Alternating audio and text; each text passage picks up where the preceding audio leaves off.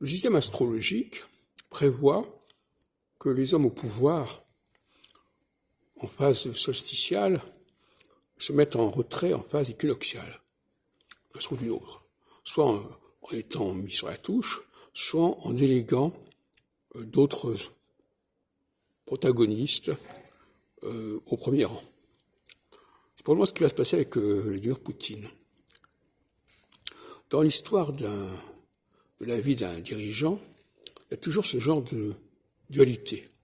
Il y a des temps où il se met en avant, où il est le ciment du groupe, et le temps où il est bon qu'il se mette non pas en veilleuse, mais en tout cas en retrait, tout en contrôlant peut-être par l'arrière les choses, mais néanmoins en se mettant en point au premier plan. Ça, c'est un premier point que je voudrais faire. Et donc c'est assez rassurant, parce que ça veut dire que le système astrologique prévoit l'alternance, finalement. Peut-être pas une alternance absolue, mais en tout cas prévoit qu'à un moment donné, on passe la main, on passe le relais, pour ensuite le reprendre. Ce qui est d'ailleurs ce qu'a fait Poutine avec Medvedev à une certaine époque où il avait permuté le rôle de Premier ministre et de celui de président.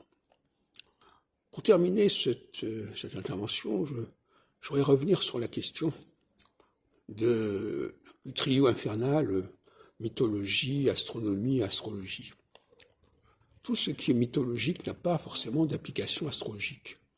Et quand j'emploie moi-même le mot jupitérien, je ne renvoie pas forcément à l'astronomie, je ne renvoie pas forcément à la planète, je renvoie à la mythologie. Donc, tout ce qui est mythologique ne fait pas forcément sens pour l'astronomie, tout ce qui est astronomique ne fait pas forcément sens pour l'astrologie.